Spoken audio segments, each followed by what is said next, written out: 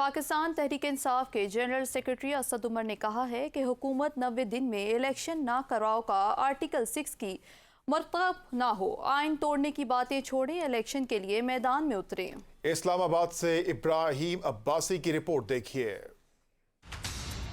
ایک دن یہ کہتے تھے ہم کیا کریں، ہمارے تو ہاتھ بندھے میں، یہ عمران خان کا معاہدہ تھا۔ اگلے دن وہ کہتے تھے انہوں نے آئی ایم ایف کے معاہدے جو ہے اس کی خلاف ورزی کی، اس لیے آئی ایم ایف کے ساتھ معاہدہ نہیں تھا۔ اسلام آباد میں میڈیا سے گفتگو کرتے ہوئے پاکستان تحریک انصاف کے سیکرٹری جنرل اسد عمر نے کہا کہ حکومت اور آئی ایم ایف کے مذاکرات جاری ہیں۔ ماہرین کہہ رہے تھے کہ چند ماہ میں تیل کی قیمتیں نیچے آ جائیں گی۔ جب معاملات ہاتھ سے نکلنا شروع ہوئے تو کہتے ہیں عمران خان کا معاہدہ تھا۔ جب بالکل ہاتھ سے ان کے معاملات نکل گئے ہیں تو اب انہوں نے پھر کہنا شروع کر دیا کہ وہ عمران خان کا معاہدہ تھا۔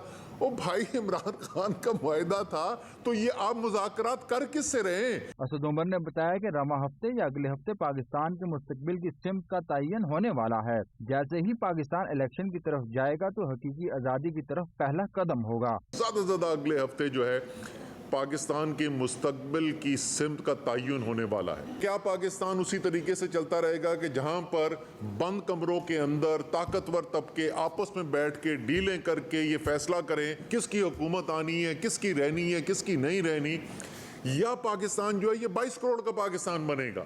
اسد عمر کا کہنا تھا کہ حکومت تحریک انصاف کے کارکنوں کو مقدموں میں پھنسا کر ملک میں انارکی پھیلا رہی ہے۔ ہر طبقے کو سمجھنے کی ضرورت ہے، پاکستان تاریخ ساز وقت سے گزر رہا ہے، پرانے نظام کے دن ختم ہوتے جا رہے ہیں۔ یہ جنگ کسی پارٹی یا کسی کے مفاد میں نہیں، یہ قوم کی جنگ ہے۔